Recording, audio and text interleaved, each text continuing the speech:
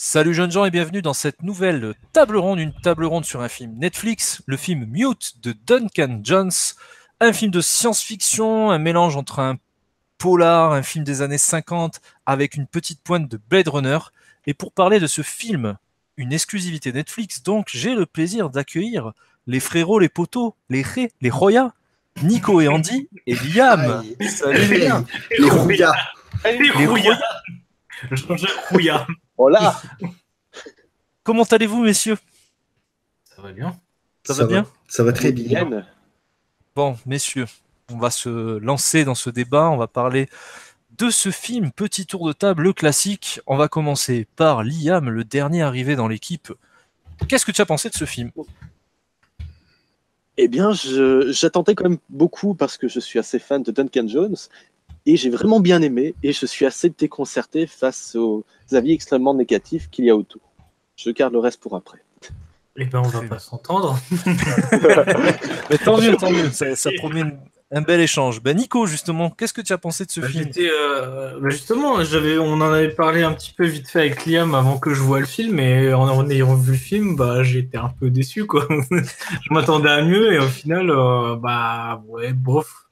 En fait, si je dois faire une comparaison, ne serait-ce que visuel avec justement un produit Netflix, c'est avec Altered Carbone qui est sorti il y a pas longtemps. Ça me fait beaucoup penser au même univers, mais c'est moins bien dans Mute, en fait. Visuellement, le travail est bien moins fait. Donc, puis l'histoire est très cliché aussi, quoi. Donc, j'étais relativement déçu du film. C'est un film à voir, quoi. C'est bien, si vous avez l'abonnement Netflix, regardez-le, parce qu'il reste quand même assez bien. Mais je paierai pas pour aller le voir au cinéma, clairement. Ça me réfléchit d'avoir payé pour aller voir ce film au cinéma. J'aurais été trop déçu. D'accord. Andy. Que dire? Je garde un peu de suspense, parce que vous savez pas si je l'ai aimé ou pas. C'est ça qui est drôle. Et moi, j'ai plutôt bien aimé, en fait, le film. Vraiment. J'ai trouvé que c'était un produit assez intéressant sur Netflix, très bien travaillé pour un long métrage, même beaucoup mieux travaillé que ce qu'on a pu voir auparavant. Une histoire, comme tu l'as dit tout à l'heure dans l'intro, Anthony, entre polar, avec sur des corps futuristes, avec une idée, parce que l'idée elle est quand même pas mal d'avoir un antagoniste principal qui ne parle pas et qui s'exprime même pas par parce qu'il fait très peu de signes, hein, on n'est pas dans la famille Bélier, mais mais oui, excusez-moi. Donc on n'est pas dans la famille Bélier, mais voilà, il s'exprime, il est. Voilà, moi je l'ai trouvé bien ce film, le personnage j'ai trouvé touchant, donc voilà, je kiffe ce film. D'accord. Quant à moi, j'ai fait l'erreur, la fatale, de regarder un petit peu, de prendre la rumeur, la sensation, le buzz du film avant de pouvoir le visionner, et j'ai vu beaucoup de retours négatifs. Donc ça m'a fait un peu peur parce que j'attendais le film avec impatience. Duncan Jones, pour remettre un petit peu dans le contexte, c'est le réalisateur de Source Code, de Moon, mais également de Warcraft dont on avait pu parler sur la chaîne. Et j'ai vu le film, et je comprends pas toutes les critiques, et à la fois, oui, il y a quand même de grosses lacunes dans le film, mais il y a tellement de bonnes idées, de belles intentions et de volonté de bien faire que finalement, j'ai passé un bon moment devant ce film. Puis il y a Paul Rudd dedans, et je suis plutôt fan. C'est le mec le plus sympa du monde. Donc forcément, dès qu'il joue dans un film, je suis content. Qui peut nous faire un synopsis, messieurs? Je veux bien. Sans Liam opérationnel pour faire un synopsis. Ouais, c'est vrai. Voilà. Il a son BTS synopsis, enfin, il a tout ce qu'il faut. Alors, nous sommes dans un Berlin futuriste. Léo est un serveur qui est muet depuis un accident qu'il a eu enfant.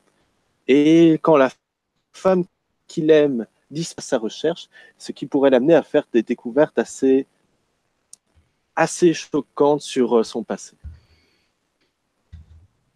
C'est plutôt bien résumé, il entretient le mystère qu'on va bientôt défoncer avec la délicatesse du héros du film, hein, tout simplement, armé de son morceau de bois, il démonte des gueules à tir-larigot.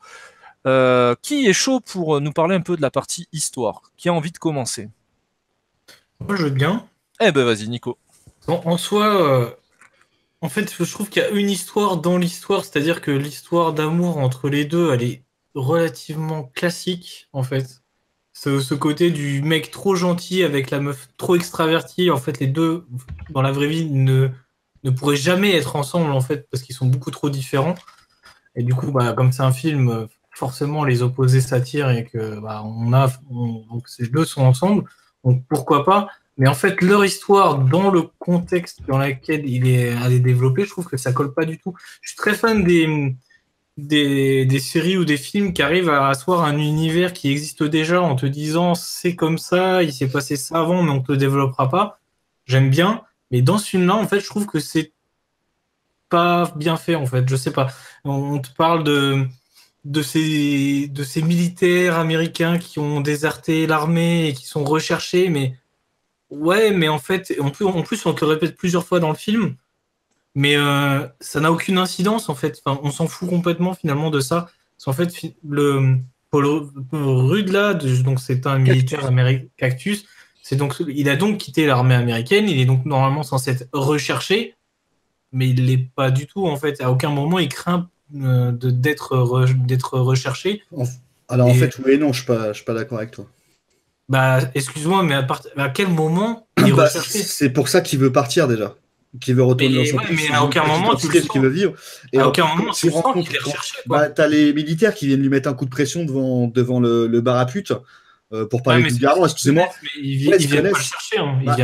Ils viennent pour lui, mais en fait, c'est parce que c'est suggéré, mais en fait, il lui donne des pots de vin. Il lui donne de l'argent pour pas qu'il le ramasse, quoi. Mais en fait, pour moi, c'est pas. Je trouve que c'est pas du tout assez développé. Clairement, je sens pas du tout la pression à un seul moment que le mec il craint pour lui ou sa fille. En fait, il a juste sa quête de je veux les papiers pour retourner aux États-Unis. C'est juste ça. Et je trouve que c'est pas. Il n'y a pas de tension en fait du coup à cause de ça. Je trouve que c'est trop facile. Après, c'est pas le but du film en fait, d'avoir de la tension pour le personnage. En fait, ce qui est bizarre, c'est que lui, il est plus développé que le personnage principal en fait, alors que en temps de vision dans le film, tu les vois autant l'un que l'autre quasiment. Donc c'est. Parce que t'as un personnage qui parle pas. Tout ce qu'on sait, c'est qu'il parle pas parce qu'il a eu un accident de bateau et s'est fait découper la glotte par une pale de bateau. Enfin, tout simplement, c'est vraiment ça. Oui, c'est ça. Il parle pas. C'est juste un personnage qui est amoureux transit de la meuf et qui veut la retrouver. C'est juste ça. Après, ce qui est intéressant, t'as un personnage qui parle pas, qui est totalement l'opposé du monde dans lequel il vit. C'est-à-dire que le mec, c'est un Amish qui n'utilise pas de technologie et pourtant est dans un monde hyper technologique. Donc, tu vois, il y a plein de trucs où il est en galère. Et à côté de ça. C'est hyper pas cohérent. En fait. Mais à côté de ça, tu as son Némésis qui est en fait l'inverse totalement. Il utilise la technologie. Le mec, il est outrancier, parle beaucoup. Il est très. L'autre qui est un petit peu réservé et très poli. L'autre est très mal poli et pas du tout réservé. C'est même une ordure, tu vois. Donc, c'est un petit peu le paradoxe entre ces deux personnages, tu vois. C'est ça qui est intéressant, moi, je trouve. Mais tu vois, du coup, le fait que le personnage principal soit un Amish dans un Berlin futuriste, il n'y a aucun putain de rapport, quoi, en fait. Enfin, ça colle pas du tout, quoi. C'est une proposition d'univers. Parce que même la ville de Berlin. Je veux bien les propositions, mais là, du coup, ça se base trop sur des trucs réels, mais qui, en vrai, ne collent absolument pas déjà entre eux. Donc, même si on te dit, dans ce film-là, c'est comme ça, bah non, en fait, parce que c'est trop réel. Je veux bien qu'un Star Wars, il y ait des explosions dans le. Oui. Parce que c'est futuriste. Là, c'est même pas futuriste, c'est un futur proche, on va dire. C'est de la science-fiction. Là, c'est pas de la science-fiction, en fait. C'est un film. C'est pas de la science-fiction, en fait. Et donc, du coup, il y en a très peu, mais le concept de dire il est Amish et du coup, il se retrouve dans un Berlin futuriste, bah non, parce que déjà, à la base, il aurait rien à foutre là, quoi. Donc, en fait, oui et non. Qui te dit que dans un futur proche, en fait, le concept de nation serait un petit peu plus effacé pour un concept de voyage beaucoup. Parlez pas en même temps, messieurs. Le concept de religion à lui lui impose de ne pas avoir contact avec la technologie. C'est vraiment sa religion. Est-ce que c'est pas peut-être ses traditions, sa culture transmise par ses parents? Tu peux avoir une religion que tes parents t'ont appris dans l'éducation, et au final, tu la laisses tomber, mais t'en gardes peut-être quelques. Ils sont censés être reclus. Ils sont censés être reclus et n'avoir aucun contact avec l'extérieur, en fait, les amis. À partir du moment où il côtoie une personne qui, elle, a contact à ça, il ne le côtoie plus. Donc, en fait, il grandit et qu'il arrive dans cet univers-là sans que ça soit développé, tu vois, moi, ça me gêne, en fait. Je comprends. Il devrait y avoir au moins un développement du fait que pourquoi il n'a pas suivi la voie de ses parents, en fait, alors que ses parents devraient être, ils sont hyper protecteurs puisqu'ils l'empêchent de se faire opérer. Souvent, quand tu es surprotégé, tu as envie justement de t'émanciper. Ça ne t'empêche Ouais, pas mais d'avoir des restes. je trouve que ça aurait développé un peu le personnage. Et parce ses que parents, ça t'a ses dérangé. parents n'ont pas pu suivre sa voix parce qu'ils ne pouvaient pas parler. Oh, Bon, j'applaudis. autant prévenir tout le Bravo. monde, on va y aller à fond sur toutes les blagues liées à ça, forcément. On peut pas s'en empêcher. Mon Moi, plus par gros contre, problème, c'est la cohérence de l'univers de manière générale, en fait. je vais commencer à faire un peu le Suisse dans ce débat. On a un Belge, hein, Liam, écoute, je représente la Suisse dans une certaine neutralité. Ayant apprécié le film, je comprends quand même ce que Nicolas avance. Nico, tu disais, ouais, mais c'est de la science-fiction, mais en fait, c'est pas de la science-fiction. Et c'est vrai que le film est survendu comme de la science-fiction par Ouais, le réalisateur lui-même. Hein. Il y en a Attention. très peu, en fait, au final. Au Vraiment, final, ça fait partie du décor. C'est juste un peu, ouais, ils ont des membres bioniques et voilà, quoi. Ça s'arrête là. Oh, il y a, Les voitures sont futuristes, mais voilà, ça reste des voitures, ça ressemble à des concept cars qu'on peut voir déjà de nos jours. bien Mais il n'y a sûr. pas vraiment de science-fiction dans le film, quoi. Ça reste Mais très. à côté de ça, Andy parlait d'opposition, et je suis assez d'accord. Oui, ça là-dessus, par contre, il n'y a pas de. Le personnage par rapport à sa copine qui n'ont rien à voir, au contraire, c'est très joli, c'est très basique, mais ça marche. Le Berlin, la ville qui est utilisée, pour moi, c'est pas anodin d'avoir choisi Berlin. Ouais. Berlin, c'est une ville qui a été défoncée plusieurs fois, qui a été séparée, donc des oppositions, encore une fois. Une ville qui bon, après, je vais pas faire genre je connais Berlin, je suis allé une fois dans ma vie, mais qui est très moderne et à la fois très à l'ancienne parce que marqué par l'histoire et parce que il faut pas oublier. Donc je me dis c'est pas con dans le film ce choix de ville.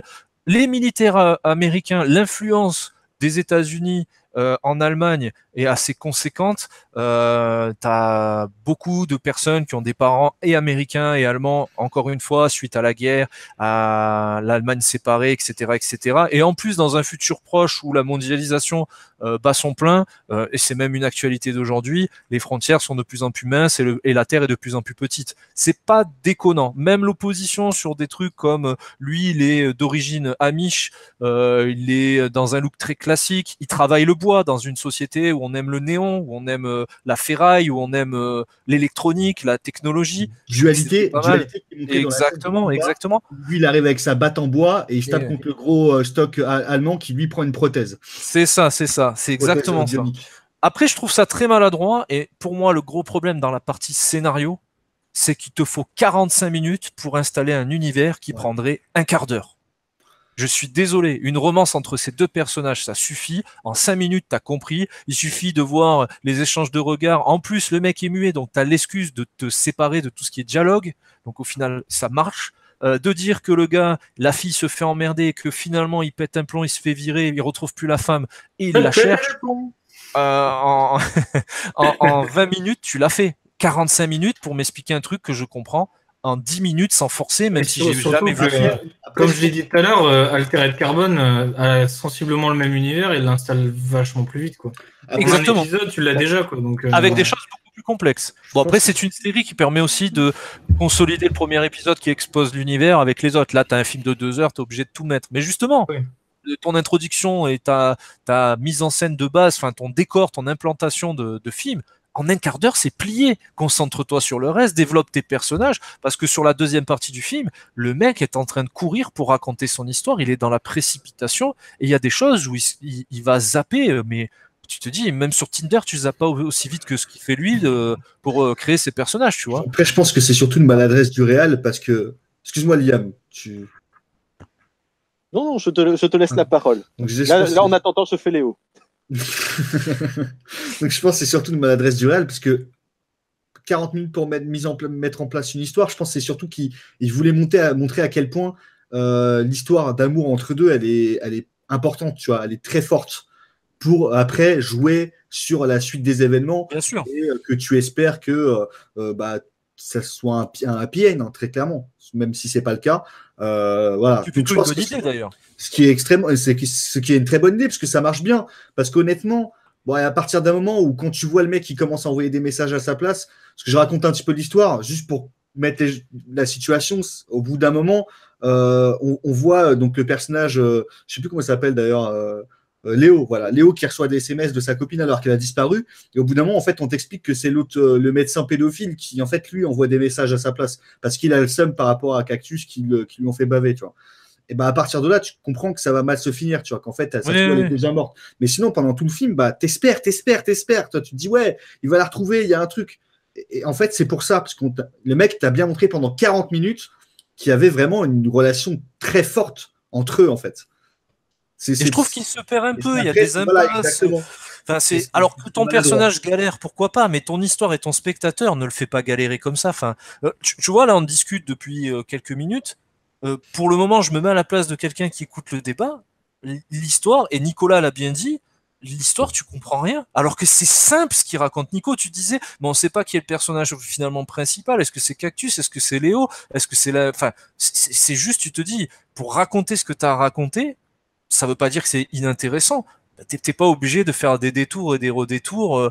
Enfin voilà, tu peux être beaucoup plus direct, beaucoup plus marquant, beaucoup plus brutal. Tu peux aussi, justement sur ta deuxième partie de film, alambiquer le tout et ça passe, tu vois. Là, il a fait le contraire, j'ai l'impression. C'est dommage. En fait, pendant toute la période... Vas-y, Liam, parce qu'on parle depuis tout à l'heure, on t'a pas laissé parler. Vas-y. Non, mais c'est rien. C'est pour ça, en fait, que j'ai adoré le film. Je me sens proche du personnage principal. Non, mais plus sérieusement, et je comprends tout à fait des arguments, Nico. Et voilà. Mais j'avoue que, déjà, je suis d'accord avec Andy par rapport à ce que tu disais, par rapport à l'introduction. Mais je rajouterais même que peut-être que c'est de la maladresse du réalisateur, mais au niveau de tout ce qu'il met de personnel dedans. Tu sens déjà, c'est un projet qu'il a apporté depuis une douzaine d'années. Ça aurait peut-être nécessité peut-être un petit peu plus de réécriture.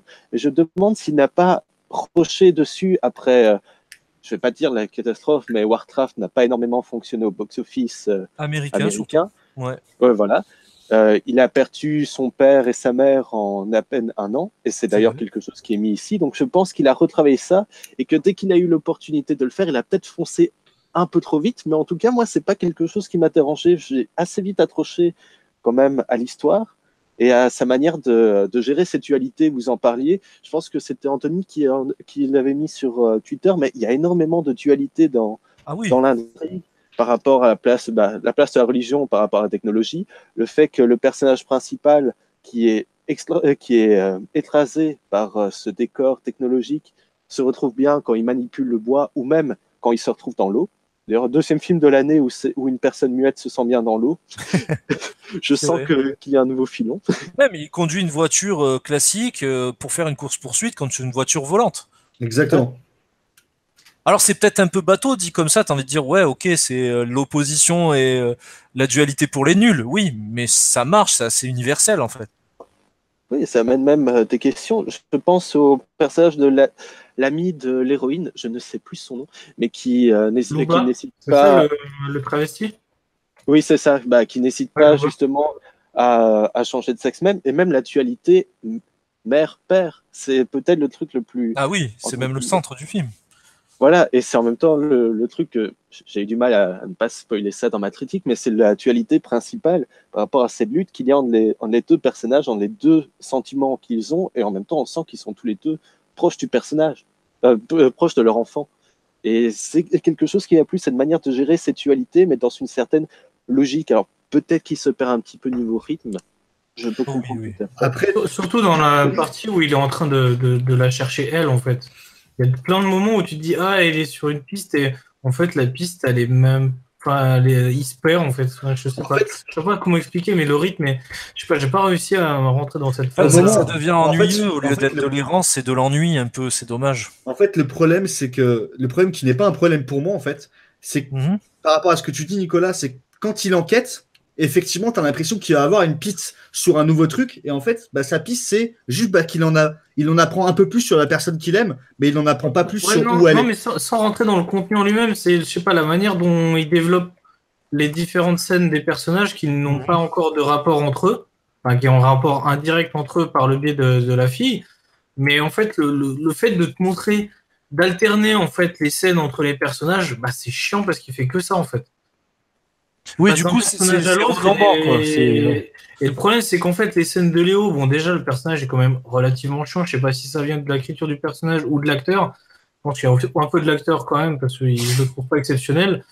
Mais je sais pas, les scènes de Léo, en fait, comme quand il fait sa recherche, les scènes sont quasiment les mêmes, puisqu'en fait, il part voir quelque chose, il a un indice, il continue. En fait, c'est ça à chaque fois. Alors que l'autre, lui, par contre, il a une vraie évolution. Parce qu'il se rend compte que son pote, bah, c'est un pédophile, parce qu'il arrive toujours pas à avoir ses papiers. Là, tu sens un peu de pression, parce qu'effectivement, bah, en fait, c'est son boss qui le paye pour faire un travail, qui doit lui trouver des papiers pour qu'il se barre. Sauf que c'est son employé, donc tu as une certaine tension. Mais à côté de ça, Léo, bah, zéro évolution du personnage, quoi, en fait. C'est juste un mec qui cherche sa nana, quoi. Donc c'est. Je sais pas, en fait, toutes les scènes de Léo me faisaient chier, quoi. Enfin, sur cette partie-là où il part. C'est quand même le moteur du récit, quoi. C'est la recherche d'un mec. Enfin, c'est lui qui fout le bordel dans ce qui est installé dans cette ville de Berlin, quoi. Parce que limite, en fait, quand il y avait l'alternance de ces deux scènes, je trouvais que c'était plus intéressant de suivre le méchant parce qu'en fait, Léo arrivait et foutait la merde et du coup bloquait l'avancement du méchant en fait dans son développement. Parce que tu te dis, lui, il cherche ce qu'il veut à la base, c'est juste ses papiers, se barrer. Et la seule connerie qu'il a faite, c'est de buter la meuf de Léo. Donc manque de peau, ça lui tombe sur le coin de la gueule. Il y a vraiment un truc qui est incohérent dans le film et ça, tu le remarques, tu ne comprends que à la fin. C'est-à-dire que au début, on voit direct que Cactus, il a la fille, il a sa fille avec lui tout le temps, et tu vois la meuf qui est avec Léo. Donc ça, on le sait, et on ne sait pas encore que c'est la mère. Par contre, à partir du moment où tu le sais, si tu raisonnes un petit peu, tu te dis, mais attends, Cactus qui venait tout le temps dans le bar pour amener même des mecs qui allaient lui faire de l'argent ou des trucs comme ça, parce qu'il y a un délire comme ça au début, il voyait tout le temps son ex-femme. Et puis son ex-femme, et puis elle passait chez lui, puis vu que la petite qu'elle a, à la fin du film, tu vois, elle a un bracelet avec toutes les sculptures que Léo il avait fait sur des billes. Là.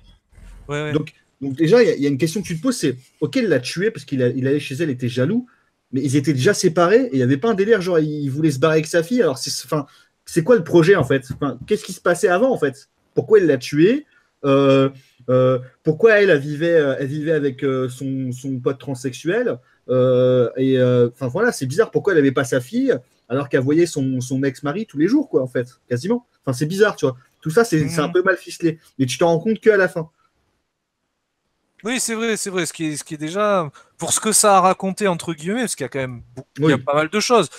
En gros, moi, je trouve que c'est un film qui a un scénario simple, qui aurait dû être traité plus simplement, qui au final, par son univers, par le choix de la ville, par le choix des oppositions, suffisait à se donner un peu de consistance. Le gars, bon, il est gentil, Duncan Jones, je l'aime beaucoup, mais quand dans ses interviews, il explique que il s'est inspiré de Blade Runner, déjà grave erreur, tu t'inspires de la plus grosse référence populaire du style, quoi, tu vois. Sachant qu'en plus, ton film sort sur Netflix pas longtemps après Blade Runner 2049, qui a été un gros succès de l'année 2017, que beaucoup de monde a aimé ce film, et je peux comprendre, hein. Moi, oui, c'est bien, mais voilà, ça c'est un autre débat. Mais tu te dis, t'arrives en disant, ça fait 12 ans que je travaille, j'ai pas voulu faire Blade Runner, mais clairement, je veux qu'il y ait un lien avec, et je me dis que le choix de Berlin, c'est un peu le Los Angeles européen, machin, ceci, cela. Ouais, mec, t'arrives, c'est pas très finaux, quoi. C'est comme pour Bright, on en avait parlé. Le scénariste de Bright, il arrive et te dit, je vais faire mon Star Wars. Calmez-vous, les gars. Arrivez en toute humilité, proposez votre film. Il vous ressemble en plus, ces films. Enfin, je suis désolé, tu regardes ce film, tu vois que c'est du Duncan Jones. Peut-être pas le meilleur, mais tu vois, il y a une idée. J'ai pas l'impression de voir un film de studio ou encore une fois, Netflix avec ses grosses mains dedans qui dit, ah, il faut ça, il faut ci, il faut ça. C'est dommage, voilà, c'est dommage. En plus, première partie, moi je la trouve désastreuse, même si l'univers est ludique et que ça me donne envie de découvrir. Par contre, je sais pas vous, mais la fin, je la trouve. Enfin, le dernier acte, je le trouve plutôt prenant, assez stressant, voire assez triste, parce que à la fin, j'étais vraiment peiné pour tous ces personnages, en fait. Mais il y a des scènes intéressantes sur la fin, notamment quand Cactus se fait poignarder la gorge par Léo, justement. Et que son pote le pédo là, du coup juste avant il s'était fait griller par Cactus justement, et Cactus l'a recadré bien violemment, et cette scène est assez sympa, je trouve, quand il le recadre un grand coup de gifle dans la gueule. Là ça c'est pas mal, mais du coup en fait c'est là où du coup ce personnage là change. Et il dit, voilà, tu m'as fait tu m'as fait chier trop longtemps, et du coup tu crois qu'à un moment il va abuser de sa fille quand il commence à remonter les escaliers, qu'il met l'écran de surveillance de la chambre de la gamine devant les yeux du père qui peut rien faire parce qu'il est en train de crever et qui lui mate cette scène-là et que il voit son meilleur pote en train d'embarquer sa petite fille, tu dis oh non le bâtard il va pas le faire. Il le fait pas.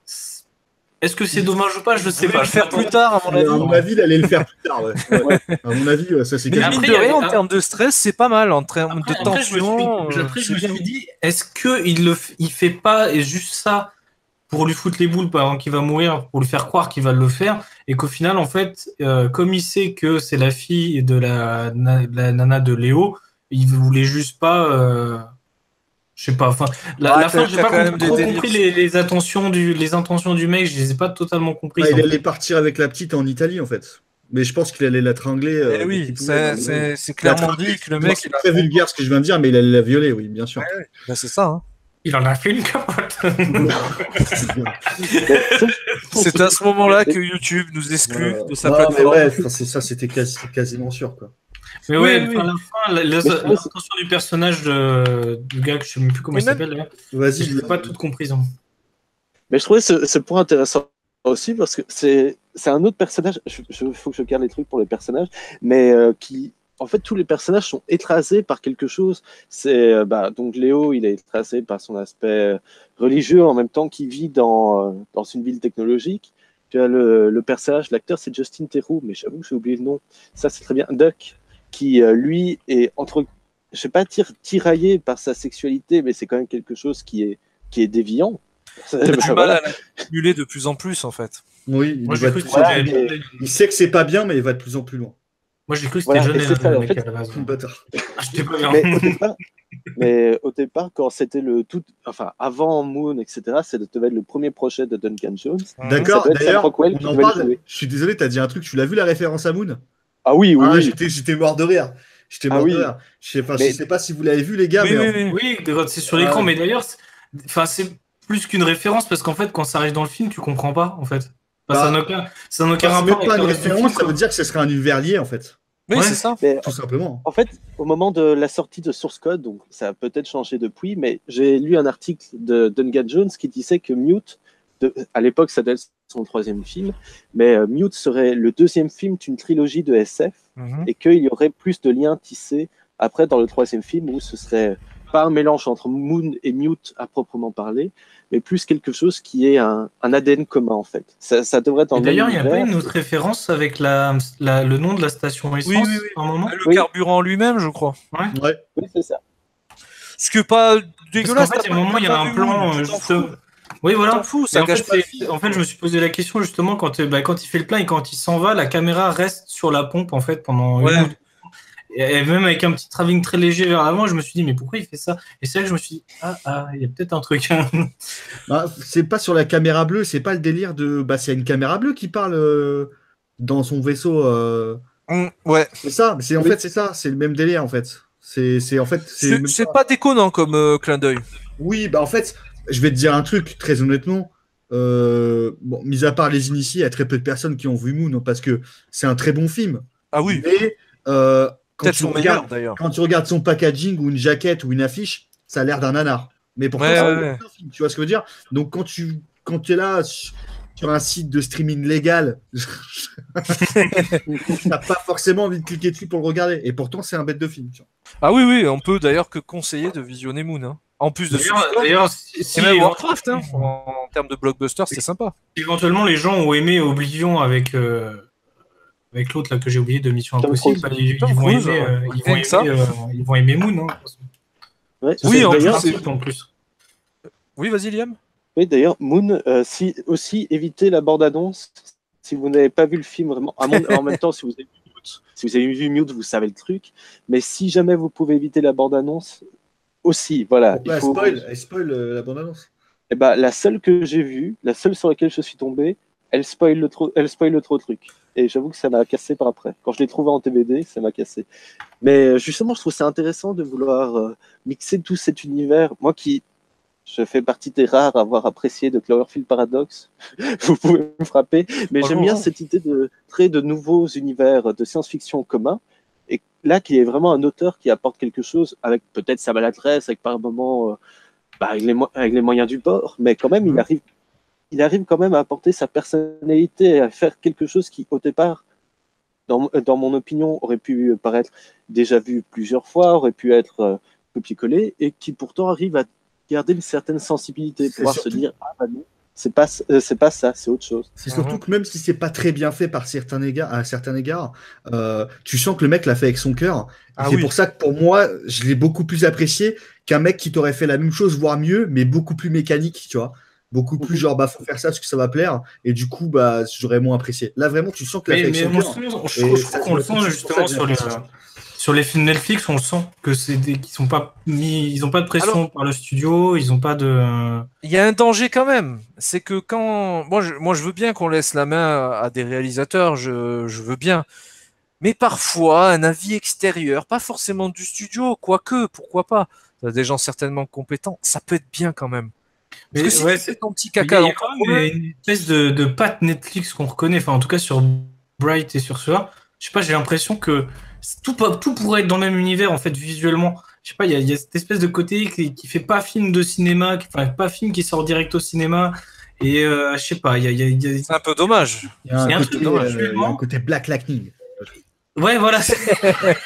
Non, mais rigole, mais c'est ça en fait. Je sais pas, il y a un côté visuel, il y a quelque chose je n'arrive pas à savoir quoi exactement, qui fait que j'arrive pas, même si on le mettait au cinéma, je verrais tout de suite que c'est pas un film qui a été tourné pour sortir au cinéma en fait. Il y a un truc visuellement, je sais pas quoi, mais pour Netflix à aller chercher pour vraiment être impactant là-dessus, quoi. Peut-être. Mais après, visuellement, j'ai retrouvé des petites erreurs de réalisation comme on a pu voir sur Warcraft en fait. Surtout au niveau des effets spéciaux. Je sais pas s'il supervise les effets spéciaux ou pas lui-même, mais gardons cette partie-là pour la réalisation. Essayons de revenir un petit peu sur l'histoire. Est-ce que vous avez des points à aborder là-dessus? Est-ce que je peux dire que la fin, le panneau de fin m'a fait extrêmement mal au cœur? Effectivement. Sachant comment ça l'a touché. Et c'est peut-être con, c'est juste un panneau de fin. Et je peux même comprendre les critiques que pourraient faire certains du genre, oh, regardez, il se plaint comme ça. Mais moi, ça m'a touché. Ça me fait vraiment l'impression de, voilà, je t'offre ce film, j'y ai mis mes trucs. C'est peut-être pas parfait. Ouais. Mais j'ai besoin de sortir ça de moi. Comme disait Andy, c'est cette sincérité dans la démarche. Ça se sent avec les maladresses, on en a parlé, l'histoire, la façon d'exposer le tout, l'attention qu'on met sur les personnages. Moi, il y a peut-être un sujet où j'étais un peu le malaise, on va dire. Le traitement de la pédophilie, c'est très bien d'en parler, d'en faire un personnage, de mettre des moments de tension. Mais je repense à cette dispute dans le cabinet c'est quoi, cette espèce de podologue ou je sais plus ce que c'est. Ouais, c'est ça. Alors, c'est très bien. Oui, effectivement, il constate que son pote fait n'importe quoi. Il devrait même le tuer à ce niveau-là. Mais il l'attrape, il lui fait comprendre, il le menace. Et en une fraction de seconde, hop, une petite plaisanterie, on repart. Ah, moi, je peux pas, en fait. Moi, il y a plus choquant. Oui, mais cette scène, il y a un problème de ton. Moi, il y a l'appel du mec et qui part complètement sur autre chose, tu fais. Mais mec, c'est pas le moment en fait. Alors Cactus est pas tranquille, elle a tué sa femme, tu le découvres après. En gros, il est plus horrible que ce que tu penses. À la base, tu penses que c'est un mec dépressif, bourré, violent et un peu égoïste. Au final, il est tout ça, plus il est morbide, il est horrible et il mérite de crever, il n'y a pas de souci. Mais je trouve ça extrêmement mal géré. Très malaisant, mais pas dans le bon sens du terme. Moi, je veux bien du malaise dans les films. Au contraire, si ça me permet de ressentir ce que peuvent ressentir les personnages, c'est génial. Mais là, du coup, ça met une distance avec le film où je me dis, ouais, je suis en train de regarder un film et le mec fait un peu n'importe quoi. Et là, ça me sort un peu du film et c'est un petit peu dommage. C'était très malaisant. Et il y avait une autre chose pour moi qui était aussi malaisante que ça. C'est Cactus, qui, avec sa fille, est très protecteur. Est très moralisateur envers les autres, mais en fait parle comme une grosse merde devant sa fille, l'emmenait dans des bars de putes et la fait gaver par les putes, tu vois. Tu vois ce que je veux dire, et enfin, je trouve ça ouf. Ouais, surtout qu'en plus, surtout son boss qui lui donne des bonbons sucrés qu'il veut pas donner à sa fille parce que c'est des bonbons sucrés justement. Alors qu'à côté de ça, effectivement, il l'emmène dans des bars à putes, quoi.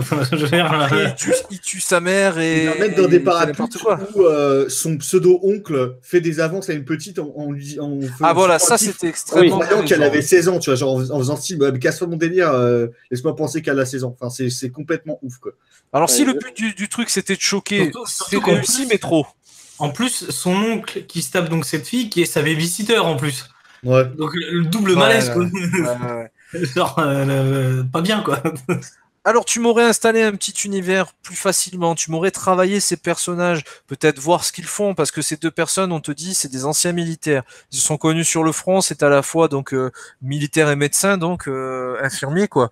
Et les mecs font des opérations à des Yougoslaves qui font n'importe quoi et qui peuvent pas aller à l'hôpital. Pourquoi pas? Mais bon, tu les vois opérer deux, trois fois. D'ailleurs, on voit aussi que c'est un film Netflix où tu vois carrément la jambe ouverte, on est en train de faire l'opération. Et ça, je suis pas sûr qu'au cinéma ça passerait. En tout cas, Bah, interdit au sans... moins de 12 direct, hein, à voilà, mon avis. ça aurait été ça direct. Peut-être c'est plus accessible, c'est peut-être un danger aussi du truc. On va pas faire non plus les mecs choqués, on a entre guillemets un peu plus l'habitude De et toute façon, l'âge. comme on l'a déjà dit hein, sur le Bright, Netflix, normalement, c'est fait pour les adultes, quoi. Bah, Enfin, déjà, Oui, et puis oui, les ouais. adultes de qui base, peuvent les acheter. Et puis bah, après, par contre, bah, si tu mets ton gosse devant un film Netflix, bah, t'es un parent C'est un peu irresponsable. tard. Surtout qu'il y a C'est ta des, responsabilité, quoi. surtout qu'il y a des programmes prévus pour, il y a des comptes que tu peux paramétrer pour les enfants, mais ça, c'est un autre sujet. Mais dans l'idée, je me dis, c'était bien d'aller chercher la violence, de montrer même la pédophilie, ça fait partie d'un personnage, il est horrible, on a envie de le détester, c'est très bien. Mais je trouve ça très maladroit, ça appuie trop à certains endroits, pas assez à d'autres. Enfin, le mec, il te rentre dedans, il te dit, arrête de faire ça, et 2 secondes après, il me fait une blague. Je suis pas sûr que le message soit bien passé, hein. Il y a un par côté contre, la scène du romance un peu couteau, gay aussi entre deux, tu vois. ouais, Oui, mais ça, C'est-à-dire c'est aussi. que, en vrai, on fait, fait le mec, pareil, hein. tout le monde, non, mais tout le monde l'aurait tué, tu vois, ou vraiment goumé à mort. Et la seconde d'après, il s'excuse de l'avoir frappé, mais il faut pas qu'il fasse ça, c'est pas bien, tu vois. Et puis l'autre, il réagit comme une meuf un peu jalouse ou vexée, et bah, Hmm. il va faire des plans, genre, Ah, c'est une petite bromance voilà, de c'est mec ça. bizarre, quoi. Ouais.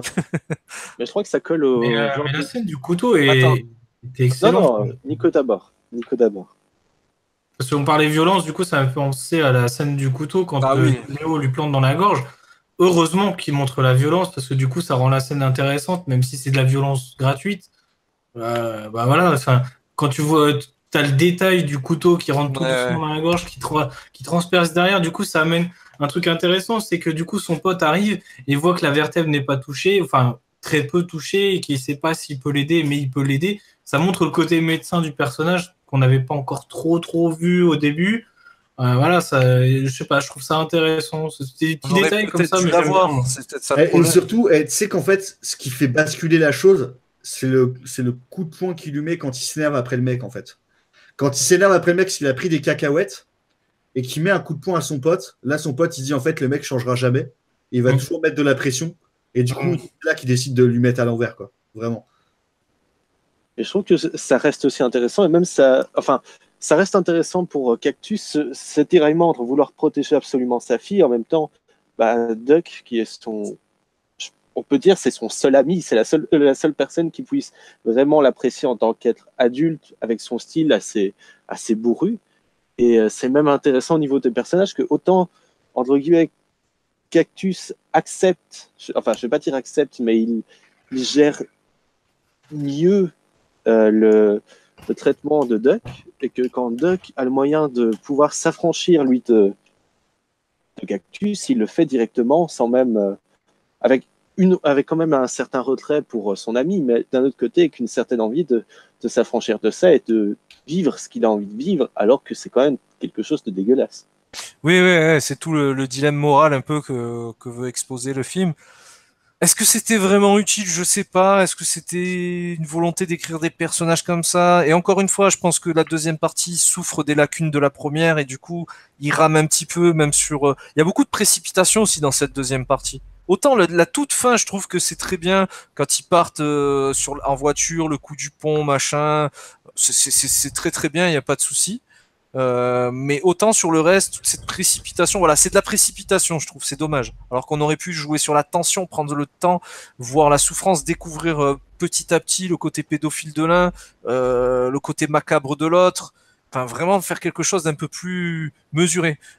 Il y a des bonnes idées, mais c'est très maladroit, c'est très bancal, et c'est peut-être pour ça aussi que le film est un peu mal reçu, entre autres, hein, il doit y avoir d'autres lacunes aussi, mais et pourtant, à côté de ça, il y a plein de bonnes idées, de bonnes intentions, une sincérité, bien sûr, un univers qu'on essaie de mettre en place, mais c'est maladroit. Voilà, vraiment, c'est le mot qui me vient souvent à l'esprit, c'est très maladroit.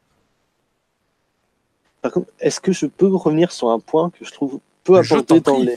dans la plupart des critiques, mais pourtant que je trouve intéressant à apporter, c'est la place de la voix et de la langue, tout simplement, la place de la parole plutôt. Oui. Parce qu'en fait, on est donc dans un Berlin où la plupart, les personnages principaux parlent anglais, mais d'un autre côté, tu as beaucoup d'allemand, tu as beaucoup d'autres langues, et au final, les gens arrivent à se comprendre, des fois arrivent à se comprendre d'une autre manière.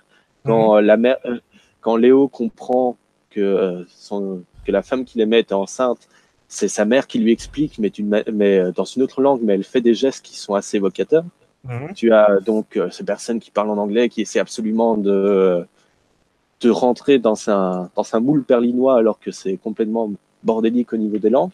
Et puis tu as Léo qui, quand il retrouve la parole, ça a un statut de, je vais pas dire de plénitude, mais presque, il retrouve la parole et c'est presque un moyen de s'épanouir. C'est le moment où il avance d'une certaine manière. Il retrouve dès qu'il retrouve la parole, d'un autre côté, ça fait sortir son côté paternel qui, bon, j'avoue, arrive comme ça. Voilà, comme un cheveu sur la soupe, hein, quand même, parce qu'il n'a jamais été sympa avant. Quoi, il y a un vieux paradoxe avec le fait que la petite, elle se retrouve avec les cadeaux qu'il lui a fait, et tu pourrais penser pendant un moment qu'en fait, c'est sa fille, en fait.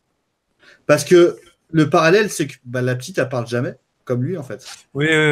Tu vois? C'est une fausse piste, en fait. Ouais, bah oui, bien sûr. Mais en parlant de la place de la langue, enfin de la parole dans le film, il y a des petites incohérences qui m'ont fait sortir du film à 2 fois. Il est obligé normalement d'utiliser sa voix pour utiliser des appareils, mais dans quel univers technologiquement avancé on ne prend pas en compte les gens qui ont des problèmes physiques et notamment la parole et qui ne peuvent pas passer outre le fait de ne pas pouvoir parler. Alors oui, effectivement, le mec qui ne parle pas. Bah non, je suis désolé, tu as toujours des accès partout pour quoi que ce soit. Là, dans le métro, va en fauteuil roulant dans le métro, tu vois, s'il y a toutes les stations du métro, tu vas pouvoir sortir en fauteuil roulant. Ouais, mais justement, en fait, parce que là, tu es censé être dans un univers technologiquement beaucoup plus avancé que le nôtre, en fait. Mais je veux dire, technologiquement parlant, avancé, ça veut dire que tout le monde y a accès.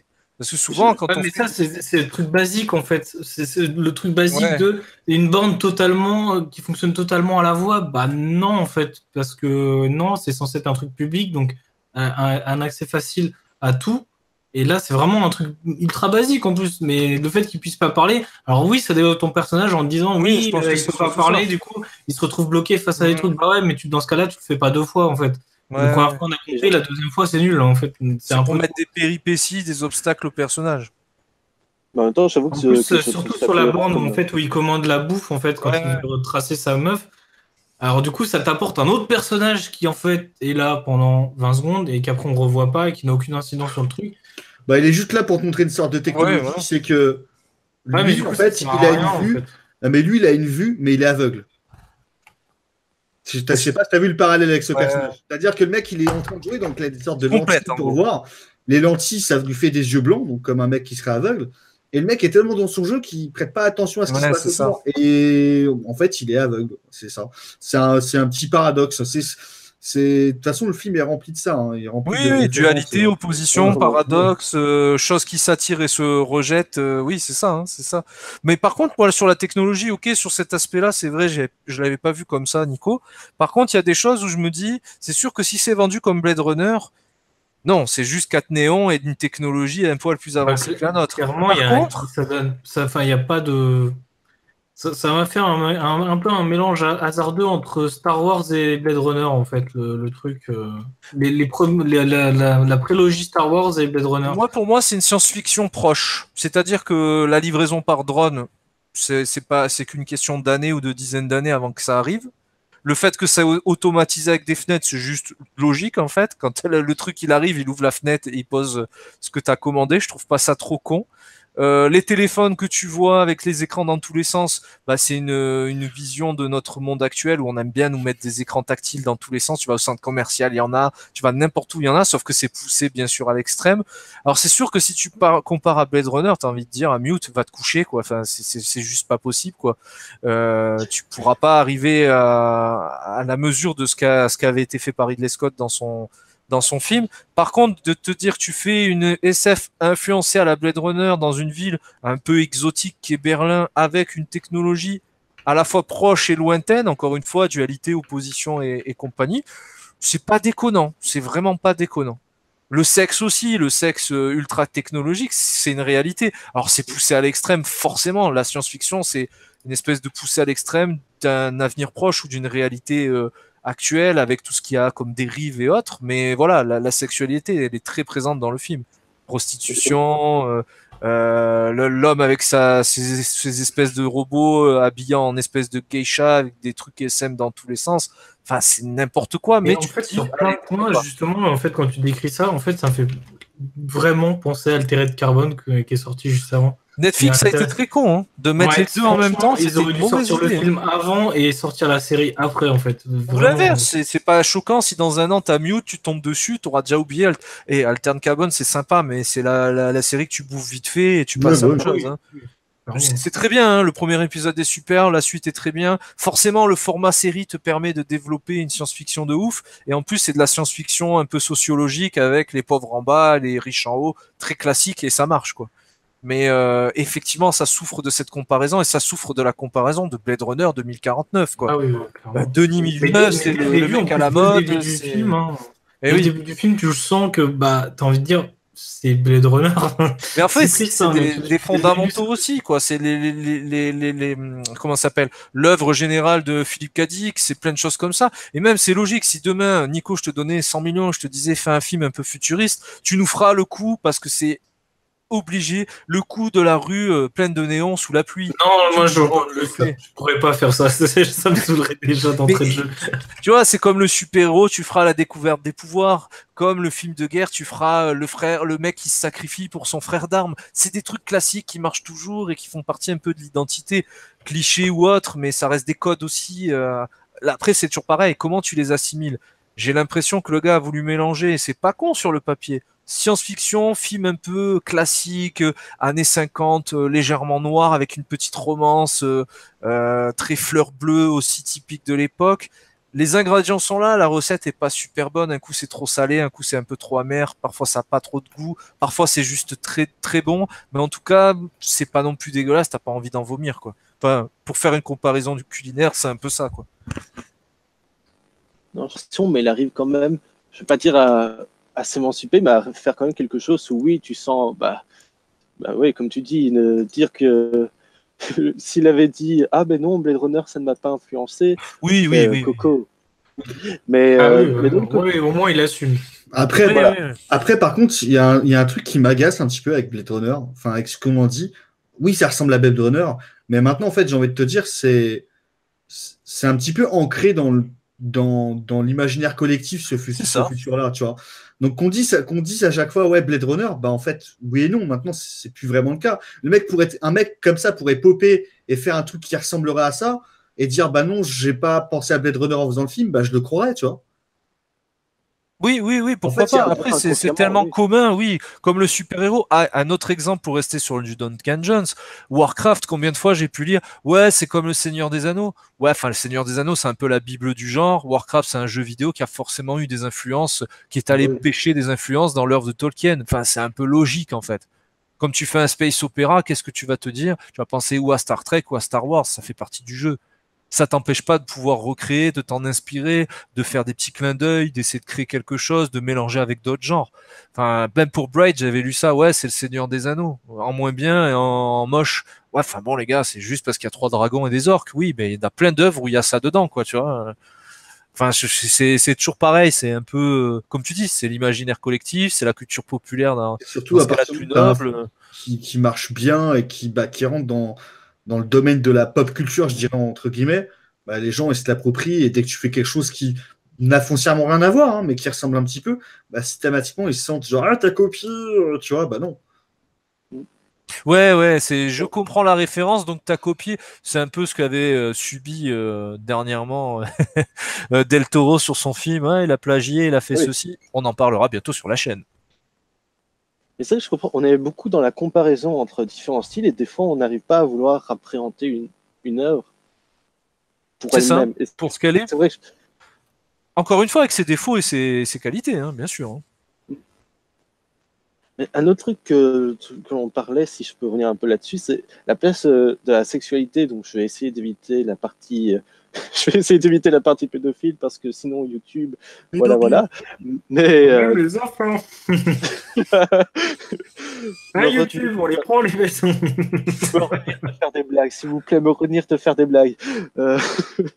Où est-ce que j'en étais? Essayer de rester sérieux. Mais ça aussi, je trouve ça intéressant, cette manière que certaines personnes essayent, ça reste encore une fois dans cette volonté de s'émanciper d'un tout et qui sont prêts à faire n'importe quoi pour essayer de se trouver bien sexuellement et on a l'exemple, donc tu en parlais, le type déguisé en geisha avec les robots, et je trouve ça logique d'une certaine manière. C'est le genre de personne qui n'arrive pas à trouver son épanouissement et qui doit passer par ailleurs, par l'extérieur. Ça reste dans une certaine logique, je sais pas, les personnes... Ouais.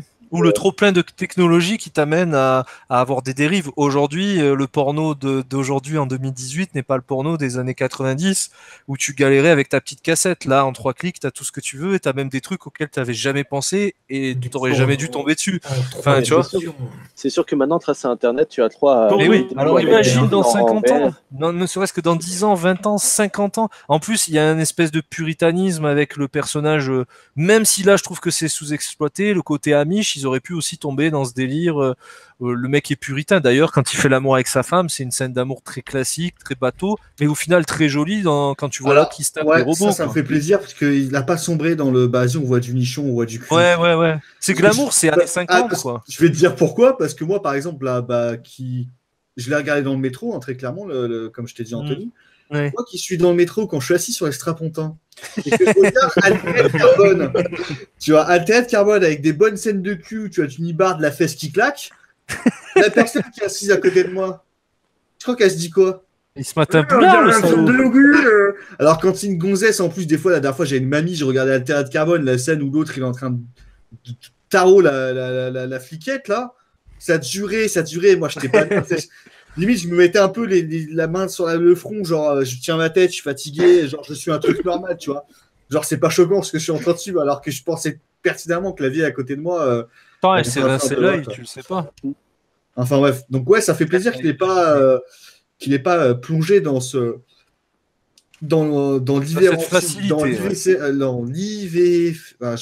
l'irrévérencieux, merci Nicolas. Dans l'irrévérencieux. Voilà. L'irrévérencieux. Oh, c'est dur.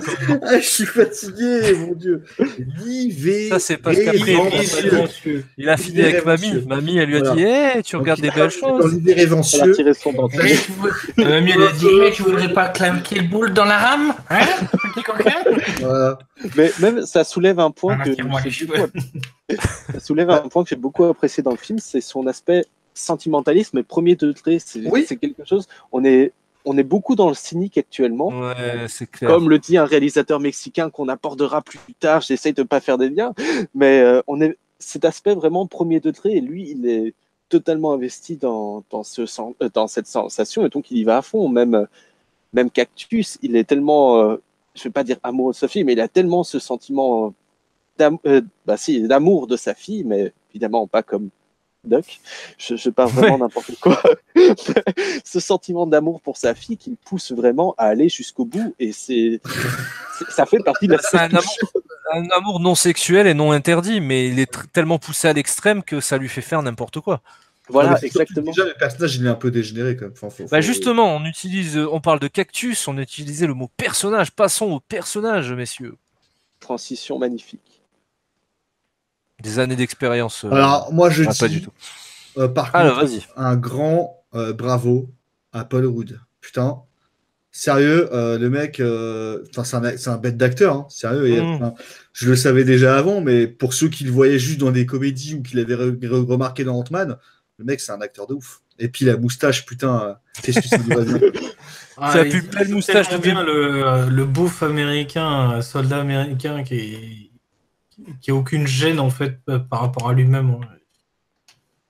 C'est juste le gars, c'est presque ce cliché de l'américain un peu dégueulasse, cette espèce de militaire américain fan d'armes qui est prêt à aller bouffer un barbecue ou un cheeseburger dans 5 minutes, tu vois, avec cette barbe dégueulasse. Enfin, c'est même pas une barbe, je sais plus comment ils appellent ça, c'est un favori, je sais pas que ça s'appelle, enfin un truc comme ça.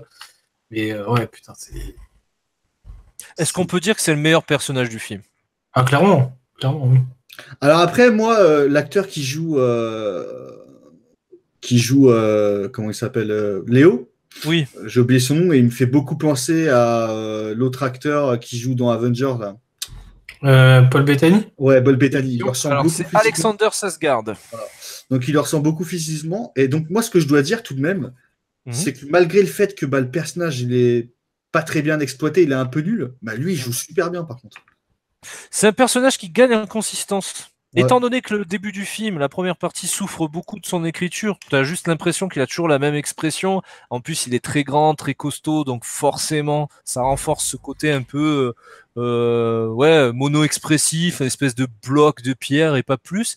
Et au final, quand le scénario prend bien, quand les tensions sont là et autres, il dégage beaucoup plus de finesse, c'est beaucoup plus agréable, il tombe dans la violence, mais aussi dans un truc très doux. Je trouve que c'est vraiment pas mal. Pourtant, j'avais vraiment envie de le détester. La dernière fois que j'avais vu, c'était dans Tarzan, il me semble, et c'était une belle merde.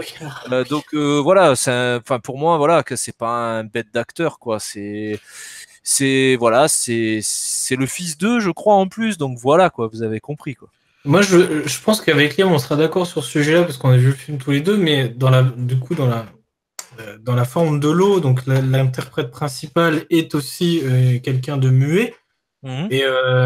Et en fait, je l'ai vu juste avant de voir justement Mute, et j'étais moins pris par la prestation du gars dans Mute parce que j'avais vu la forme de l'eau avant et que l'actrice, elle est excellente. Elle dit pas un mot, mais enfin si, elle dit pas un mot. Et en fait, clairement, je trouve que l'actrice, elle est en termes d'expression faciale dans ses expressions, sa gestuelle, tu vois, je trouve qu'elle joue super bien pour quelqu'un qui ne parle pas, en fait. Et lui, il le fait bien, mais j'étais pas encore tout à fait satisfait, quoi. Est-ce que je peux rebondir là-dessus? Bah oui, parce que du coup, je t'ai lancé dessus. Ah oui, mais c'est...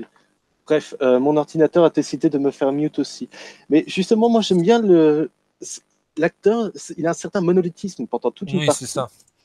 Et au final, on est tellement habitué à ce monolithisme que quand, à la fin, il découvre ce qui s'est passé, j'ai trouvé ça touchant. On le voit, je vais pas dire se briser, mais on voit qu'il est marqué. Et résultat, la moindre micro-expression, ça se remarque directement, et c'est quelque chose qui m'a assez plu dans la prestation. C'est quelque chose qui est souvent critiqué. Je repense à certaines personnes qui parlent de Ryan Gosling comme un acteur qui ne sait pas jouer parce qu'il est dans cette expression où il est plus dans les micro-expressions que dans l'interprétation exacerbée, on va dire. Et je sais pas, j'ai trouvé ça résultat assez touchant, cette manière de le voir se briser. Et même quand il se laisse aller seulement dans l'eau et seulement quand il découvre ce qui est arrivé, c'est quelque chose qui m'a... Je sais pas, je trouvais ça simple, mais efficace dans l'interprétation du personnage. Il t'a surpris, peut-être. Voilà, même si j'avoue que à ce niveau-là, la moustache de Paul Rudd m'a plus surpris. Et d'ailleurs, j'aimerais un film où la moustache de Paul Rudd, la moustache de Kenneth Branagh et la moustache d'Henry Cavill aille affronter la tête de Superman de Justice League. Ah, pas mal. On tient un truc. On tient de la science-fiction également, là, pour le coup. Voilà, ce serait un film qui ferait pas moustache. Oh là là. Il est en très grande forme, Guillaume. Voilà. Est-ce qu'il y a un autre personnage dont vous aimeriez parler? Le personnage de la fille, je trouve très facile. Ouais, très classique en fait. Très classique, genre la fille un petit peu... Elle disparaît un peu trop tôt en fait dans le film. Elle disparaît tôt, mais c'est surtout, tu sais, même le fait que c'est une fille mystérieuse, elle a les cheveux bleus, elle est un peu exotique, tu vois, elle est palote, mais elle a les cheveux bleus, elle a des secrets, j'ai l'impression de l'avoir vu dans 30 films déjà en fait. Oui, c'est très basique, c'est fonctionnel. Après, ça entretient le mystère. C'est même pas ce type de fille, c'est ce type de personnage surtout. Oui, bien sûr. Le côté mystérieux du personnage me donnait envie de voir la suite, tu vois. Je me disais, putain, elle cache un gros secret. En fait, le secret, il est relativement classique finalement. Et du coup, ça rend le personnage, après coup, pas très intéressant finalement. Je me suis dit, ça se trouve, la meuf, elle est dans des bails de fou, genre elle joue sur 2 tableaux en même temps et tout. Ouais, c'est plus basique que ça. Un truc ultra dingue et tout, et finalement, ouais, c'est assez classique et ça rend le personnage très classique aussi. Puis bah, on l'oublie relativement vite et c'est dommage parce qu'en fait, quand elle revient sur la fin, quand il la retrouve, bah il la retrouve et on fait ouais, bon bah c'est son amoureuse, elle est morte quoi. C'est vrai que c'est un peu dommage quoi. Je trouve justement par rapport à la révélation, c'est peut-être classique, mais d'un autre côté, c'est une forme de classicisme qui m'a plu. C'est assez humain, c'est assez entré dans, je vais dire, une forme de réalisme. Mais bon, voilà, mais dans quelque chose qui est assez concret. Et au final, c'est cette simplicité derrière cet aspect complexe qu'il y aurait pu y avoir que j'ai trouvé intéressant dans l'écriture au total. Même si, comme le dirait un transsage, on peut dire que l'écriture est assez basique, simple, basique. Moi, il y a un personnage par contre que j'ai envie de brûler vif. Mais carrément. Ouais. C'est un personnage que tu vois aller 10 secondes dans le film. C'est le personnage de la mère de la petite qui a la prothèse. Non mais, franchement, t'amènes ta fiche voir le médecin. Le médecin met une caméra au niveau de son fion. Dit ah oui, c'est bien, allez, bouge pas, et tiens-toi à droite là. Ouais. Limite, il va se branler devant elle. Il va se branler. Et la mère, elle sourit, elle est là, elle est contente. Tu vois. Non mais arrête, ça par contre, c'était très mal fait. Enfin, je veux dire, la scène malsaine, toi, tu le vois tout de suite, que c'est très malsain, tu vois. Ouais, elle est contente parce que sa pas fille. Pas très finot non plus, oui. Ouais. Le malaise, 2-3 petits malaises mal placés. Le personnage est pas, ouais, il n'y a rien de transcendant dans les personnages en eux-mêmes de manière générale. Non, même Paul Rudd, enfin, son côté. En fait, le plus intéressant, c'est lui, en fait. Les autres. C'est lui, mais son côté, je m'énerve pour rien, c'est un peu bizarre quand même, tu vois. Tu vois, son côté surtout que ça va pas à fond à chaque fois. Bah ouais. Après, ça te montre que le personnage, il est imprévisible et. Ouais, mais ça va pas plus loin. Même limite qu'il ait tué sa femme, en fait, ça sort de nulle part, limite, tu vois. Ouais, tu comprends pas. Moi, j'ai pas trop compris pourquoi d'un coup il s'est énervé contre elle. Le mec est arrivé, il a forcé la porte avec un couteau, mais genre son couteau, c'est un Bowie, le truc, c'est le couteau de Rambo, mais il arrive à rentrer entre une porte et une serrure pour ouvrir. Non, mais ça m'a fait rire, ça. Et il ouvre la porte et il les drogue. Et il revient plus tard. Son couteau, c'est celui de Hot Shot 2. Il a une tronçonneuse dedans. C'est un couteau suisse. Non, bah ouais, Paul Rudd joue très bien, mais après, voilà, je ne l'ai pas trouvé. Paul Rudd, ce qui est bien, c'est que, bon, déjà, je pense non, lui, il joue très bien, mais c'est son personnage qui n'est pas. Il s'en sort bien parce que, bon, il y a un capital sympathie du gars, ok, c'est un peu le plus connu, entre guillemets. Ouais, je pense que c'est le plus connu ou reconnu, en tout cas, avec Ant-Man et compagnie pour les choses un peu récentes. C'est aussi une belle moustache, c'est aussi une dégaine, c'est aussi un mec qui crie, et forcément, les personnages qui crient, bah, tu les repères plus facilement. C'est comme dans la vie de tous les jours, quotidienne, hein, c'est comme ça. Et c'est celui à qui on donne le plus de matière à être à la fois gentil et méchant, imprévisible et pourtant assez humain. Enfin, il y a tout un truc comme ça. L'autre, il est muet, ok, c'est sympa. Bon, tu te dis, je peux me projeter dans l'univers à travers lui. Il a pas de voix, donc il y a un côté un peu neutre, quoi, un peu effacé. Tu comprends qu'il soit déçu pour sa copine, qu'il essaye de la trouver. Limite, c'est attendrissant, c'est joli, c'est beau, c'est romantique, c'est beaucoup de choses. Physiquement, oui, quand il commence à taper 2-3 costauds, tu dis oui, quand même, j'irai pas trop l'emmerder. Le pédophile, c'était une bonne idée dans l'idée de mettre ce personnage-là qui vient un peu brouiller le tout, qui est utile à la fin pour rajouter de la tension. Mais encore une fois, ton traitement de la pédophilie, du rejet de la pédophilie par Cactus, c'est très moyen.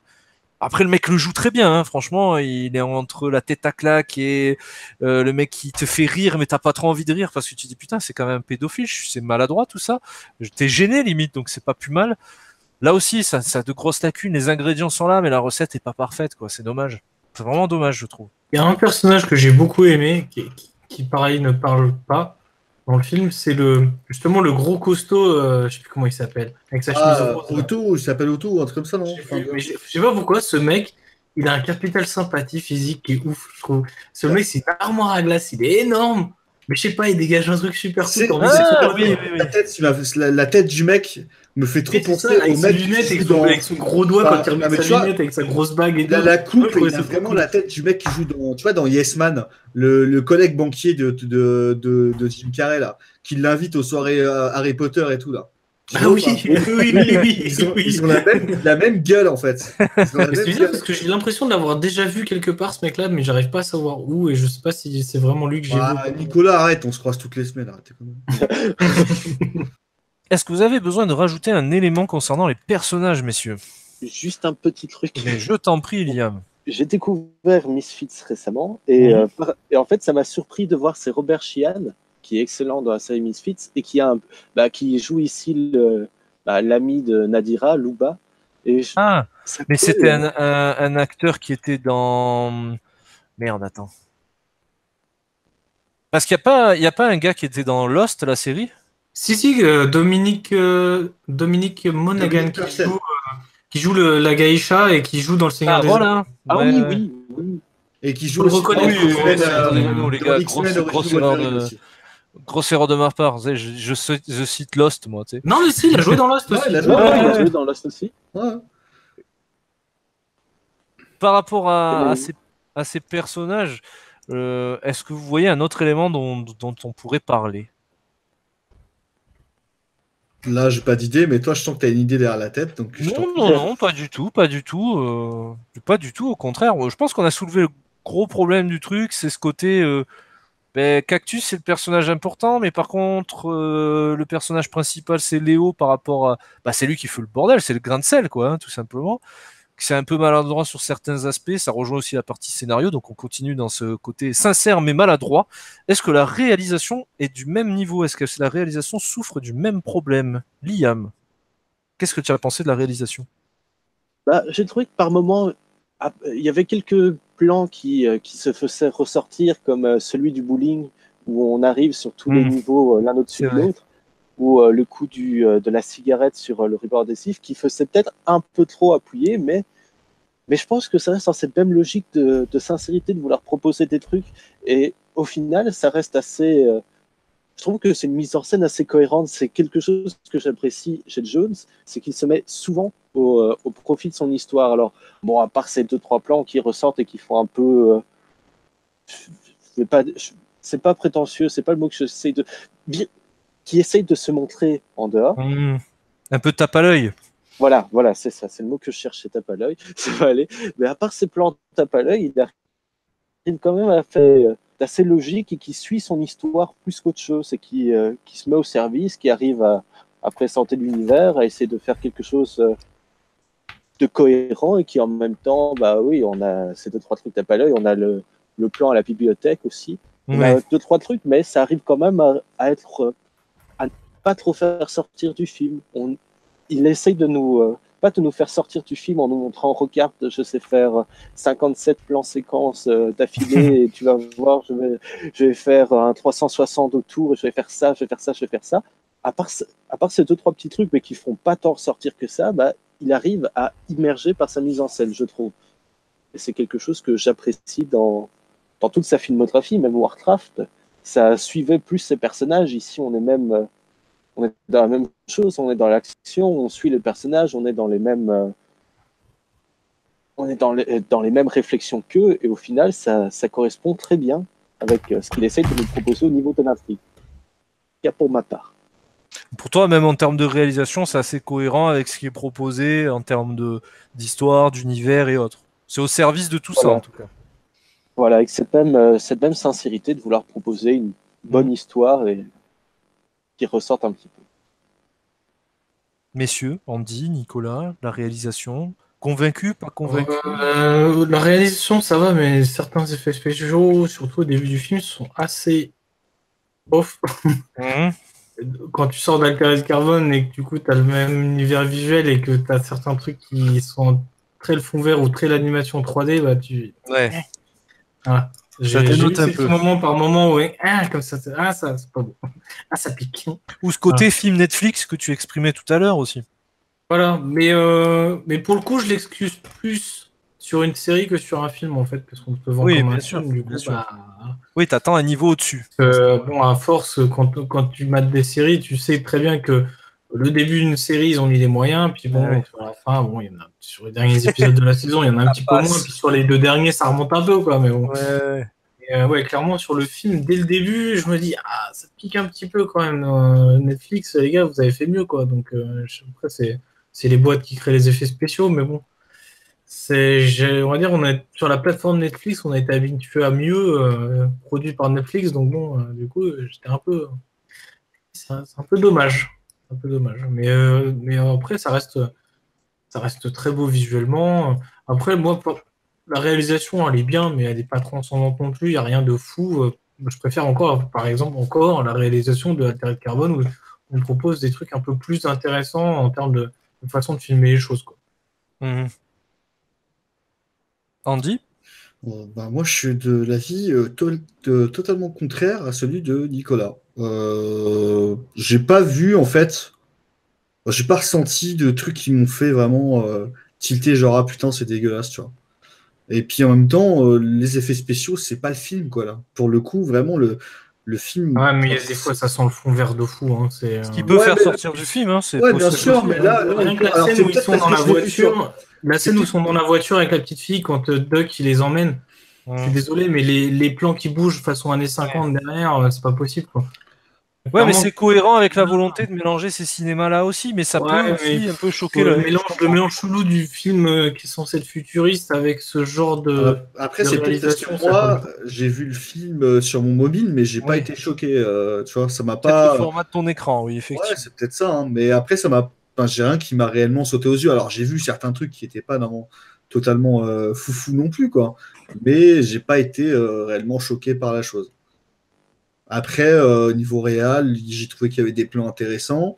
Après, Liam, il l'a un peu dit, tu vois, les idées, genre le coup de cigare sur le scotch sur les yeux, sur la bande sur les yeux, Mhm. et comme ça, c'est intéressant, même si c'est un peu sorti de nulle part. En fait, c'est des trucs, tu t'y attends pas du tout, et c'est pas du tout dans l'identité visuelle Ça dénote un du peu. film, exactement par rapport à tout Mhm. ce qu'on t'a montré jusqu'à Ouais, cette ouais, scène. ouais.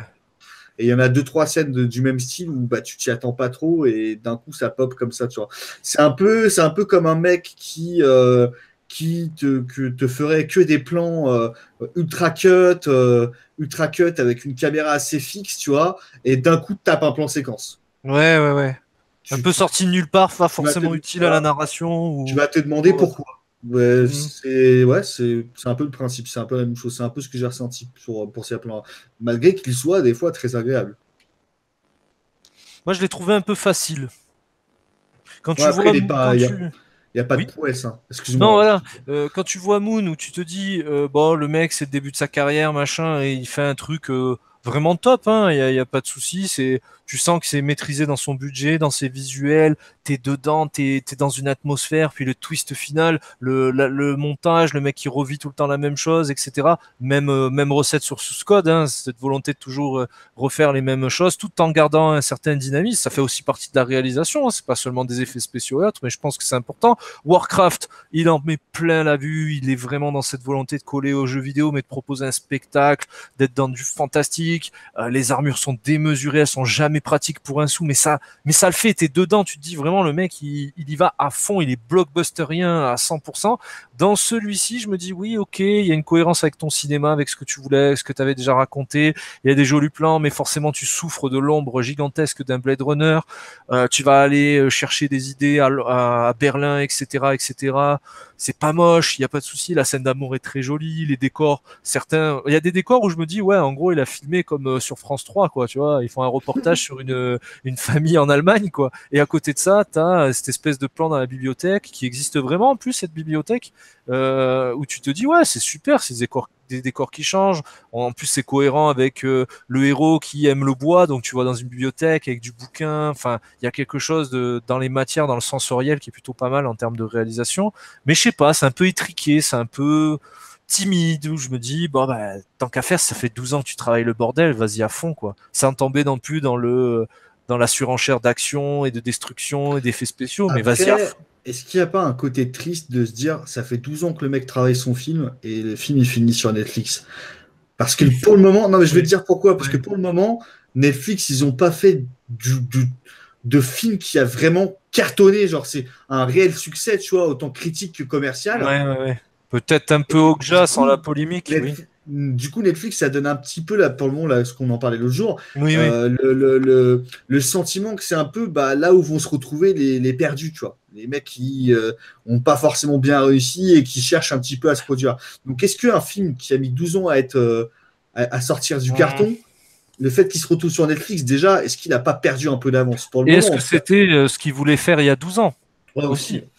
Parce que bon, si ça avait marché Warcraft, le mec se serait lancé peut-être sur un film Mute qui aurait été peut-être 3 fois plus ambitieux, donc 3 fois mieux travaillé aussi, parce que c'est pas juste mettre des dollars dedans, hein, c'est mettre des gens aussi compétents pour t'épauler, pour t'aider, pour te conseiller, pour te contredire aussi, pour essayer d'avoir la chose la plus aboutie. Après, sur Netflix, oui, actuellement, ils récupèrent un petit peu les mecs qui sont un peu tricards, quoi. Après, quand tu sais qu'ils vont avoir du Scorsese prochainement, tu te dis, bon, ça devrait aller pour eux, je pense. Mais dans l'idée, voilà, c'est un Mais peu il est ça. tricard, Scorsese, un peu. Hein. C'est le mec. Ouais, C'est le ouais, mec qui ouais, raconte. Non, ouais, il est ouais, pas. non. En fait, non. Même si son silence n'est pas le truc de mafieux que t'attendais dans tous les sens, c'est reconnu pour être un bon film. Voilà, un très bon film, un film intéressant. Enfin, c'est un gros coup hein, d'avoir Scorsese. Duncan Jones, voilà, ça occupe en attendant d'avoir des Scorsese. Eux, ils s'en foutent, encore une fois, c'est la démarche de remplir le catalogue. Tant mieux pour Duncan Jones, il fait son film avec le petit hommage à ses parents, c'est très touchant, il n'y a pas de souci. Voilà, c'est un peu ça. Moi, vraiment, rien à voir avec Netflix, mais vraiment dans le film en lui-même, je trouve que le mec s'est pas assez lâché. Au contraire, t'es sur Netflix, si les mecs sont pas casse-couilles, même avec peu de moyens, si t'as déjà réussi avec d'autres films comme Moon ou autre à faire quelque chose de joli, pourquoi avec cette version du Berlin futuriste avec un mec qui parle pas, t'arrives pas à faire un truc un peu plus impactant, un peu plus mieux mené. Il y a des bonnes idées, mais tu vas pas à fond. C'est dommage, quoi. C'est vraiment dommage. La sincérité ne fait pas tout, quoi, au bout d'un moment, tu vois. Peut-être aussi que c'est le. Ouais, vous parliez, c'est le résultat d'un tout. Entre guillemets, avec Netflix, il est quand même obligé de revoir ses moyens par le bas, même s'il a une plus grande liberté d'espace. Mhm. Que si son Warcraft est réussi, que si. En fait, je vais vraiment rester dans le si, mais le Oui, oui. film aurait sûrement été différent s'il n'avait pas eu autant de facteurs personnels, à mon avis, dans ma vision du film. Il aurait sûrement été complètement différent s'il n'y avait pas eu autant de facteurs personnels comme ce qui s'est passé avec ses parents, l'échec de Warcraft aux Ça fait États-Unis. beaucoup. Ça fait Voilà, beaucoup. c'est peut-être un tout qui pourrait expliquer. Et encore une fois, ce n'est qu'une interprétation. Je ne suis pas dans la tête de Duncan Jones et je n'ai pas eu l'occasion de lui Et je demander. rajouterais un si qui n'est pas un si, c'est qu'aujourd'hui, un film Netflix est attendu au tournant pour te dire c'est de la merde, c'est de la merde, c'est Netflix, c'est de la merde. Alors certainement des gens ont trouvé que c'était de la merde avec des arguments très fondés et c'est peut-être eux les plus intéressants parce que oui, effectivement, ils n'ont pas apprécié le film mais ils ont des arguments, mais le côté c'est un film Netflix, boum, on va le choper dès qu'il arrive, on le défonce. Franchement, ce film, alors je reçois peut-être Nico, tu peux reconnaître la patte Netflix à l'image, au cinéma ça peut un peu dénoter, mais franchement ce film sort au cinéma, moi pour moi ça vaut autant qu'un Spider-Man Homecoming à la con, ou Ouais. un Thor Ragnarok je sais pas quoi, ou encore pire un Justice League avec moins de moyens, enfin tu vois, avec les mêmes Ouais. maladresses, mais encore plus dangereuses que ton truc Netflix que tu regardes chez toi. Quoi. Clairement, Justice League, grâce à ça, je préfère largement regarder Mute que Justice League. Hein. Ou un énième blockbuster qui te dit, après je parle de films que j'ai pas vus, que je rejette de manière très primaire et c'est pas bien, Jumanji ou je sais plus quelle autre merde, ou même Solo hein, Apparemment, dans l'idée. Jumanji Hein. a bien marché et plutôt Ouais, bien. Alors, je bah, l'ai c'est un pas des plus vu, gros mais succès de Sony, donc oui Il est effectivement. sympathique. Même Solo, que en fan de Star Wars, je suis là à me dire ouais, ça va être ouais, bah, j'ai envie d'aller le voir au fond de moi. Mais je me dis franchement, Mute en face, l'espèce de désastre Netflix, cette horreur visuelle comme j'ai pu le lire hein, pour les trucs les plus extrêmes, hein, comme je vous ai dit, ouais, faut pas bah, le ça suivre. dénote pas trop Ouais. non plus quoi. Alors après oui, on en a parlé hein, pour des films, pour des gars qui ont apprécié le film, 3 sur 4 personnes, et encore Nico l'a pas rejeté notamment. Non, Totalement. en fait, j'ai été déçu par Voilà, rapport à ce voilà. qui était vendu et au Et le final, contexte de ton visionnage par le rapport à film la se regarde. série. Après, comme tu viens de me le dire, hein, il y a certains films qui sont sortis au cinéma qui Ah sont oui. bien moins bien que ça.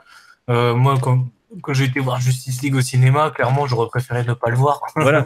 À la J'y suis limite, tu l'aurais allé- regardé sur Netflix, c'était mieux, et Mute, voilà, tu l'aurais vu en salle, quoi. j'y suis allé parce que je paye pas, mais je pense que, enfin oui, j'ai été clairement beaucoup plus déçu de voir Justice League que de voir Mute, hein, clairement.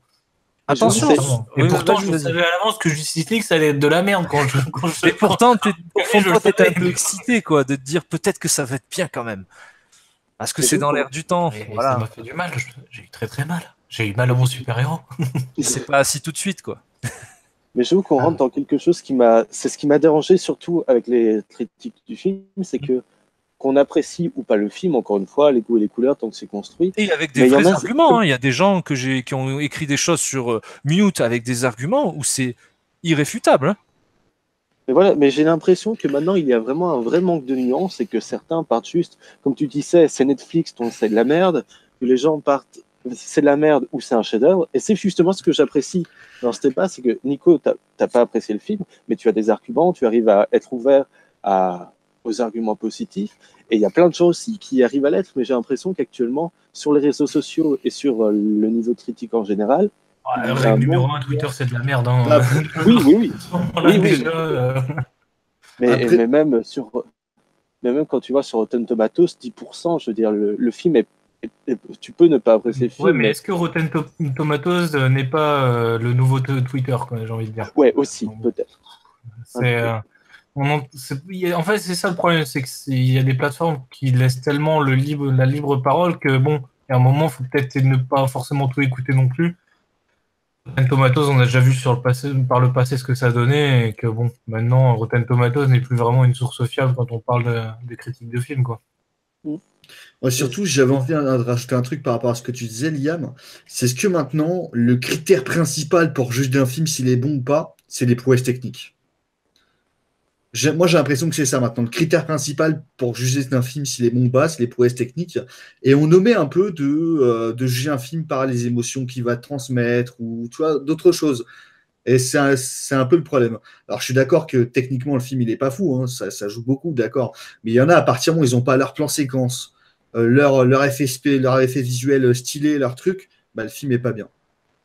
Tu vois, par exemple, j'adore Christopher Nolan, hein, mais Dunkerque, je le trouve pas ouf, tu vois.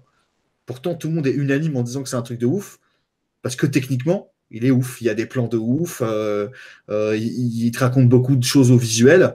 Mais moi, enfin, honnêtement, j'ai pas été fan du film, je suis peut-être pas le public visé.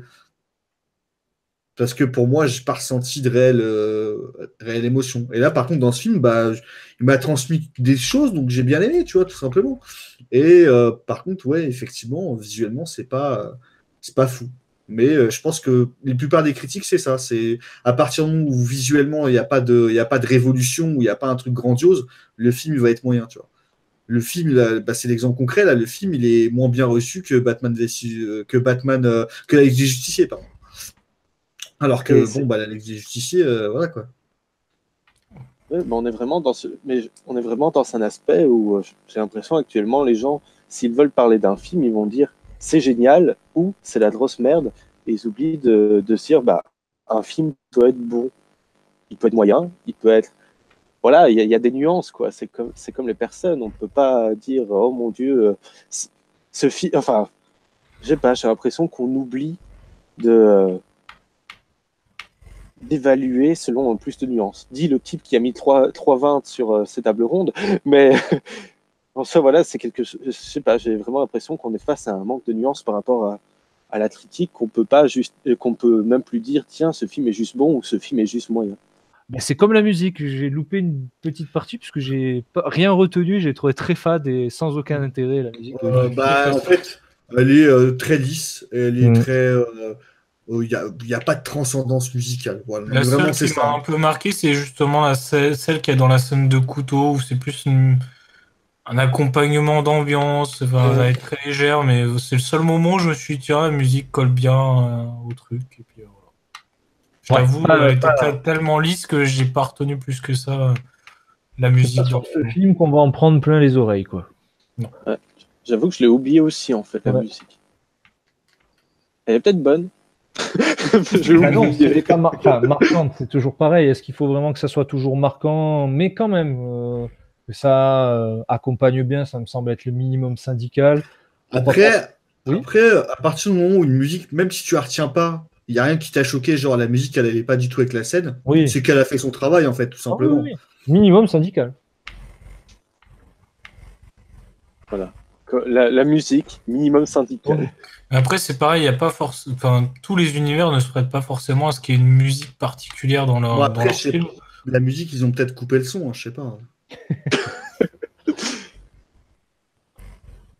Ça nous Je laisse crois sans qu'il va voix. être- il va être l'heure d'arrêter.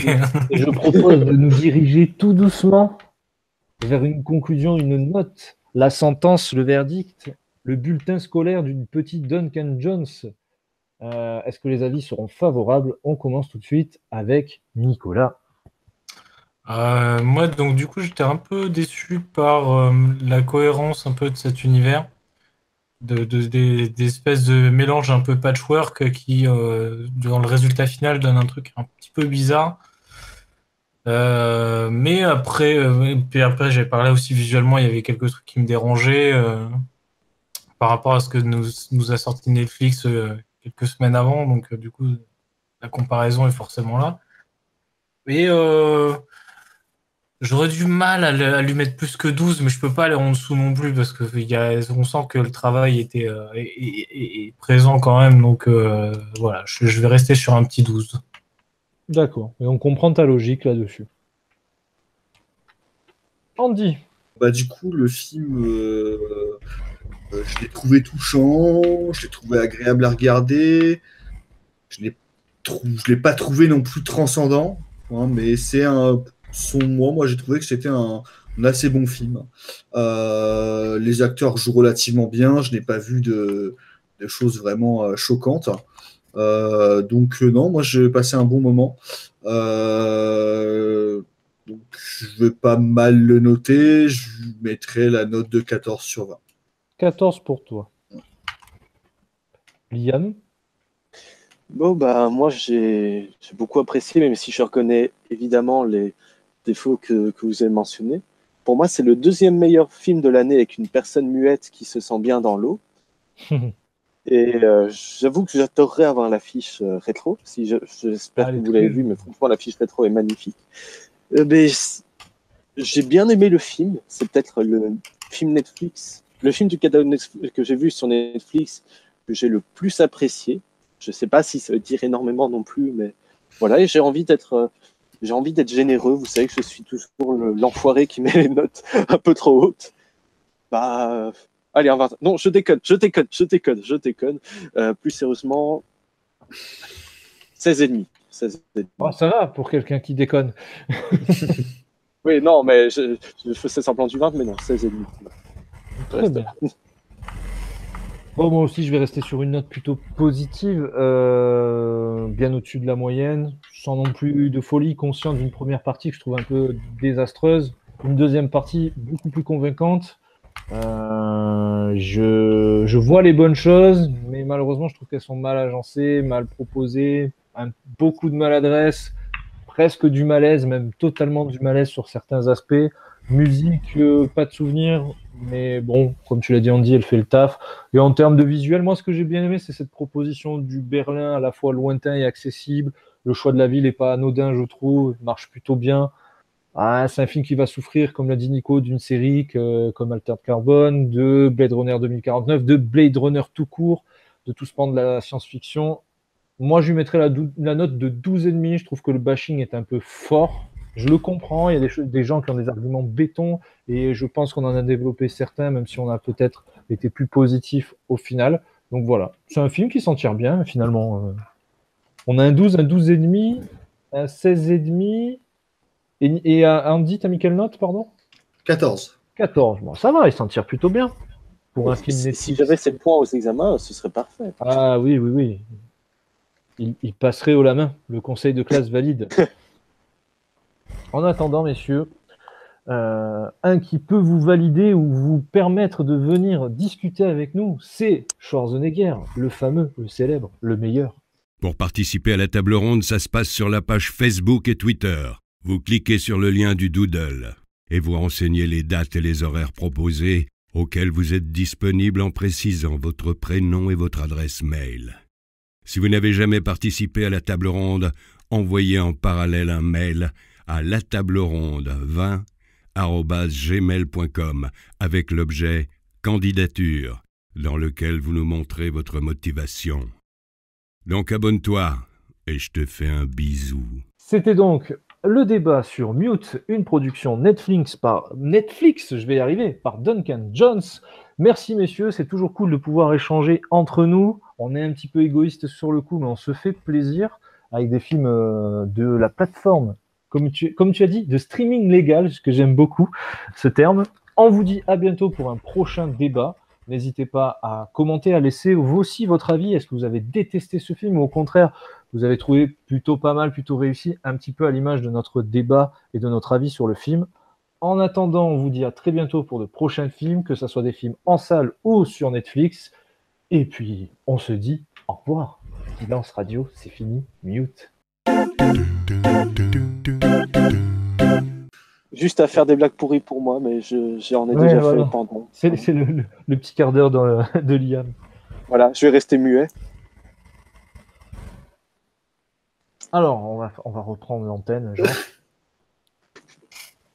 C'était donc... ne rigolez pas, s'il vous plaît. Désolé. Un peu de... Faut pas l'encourager. Je sais, mais j'ai pas pu me retenir. Les aléas du direct, qui n'est pas en direct. Tant que ça n'a pas altéré les carbones. Oh là là. Oh là là là, non mais Liam, il est intenable, hein, attention. Hein. Merci, abonne-toi et n'oublie pas de lâcher un like pour ce partenariat avec Netflix qui nous rapporte 55 000 €. Et trouve-toi un travail.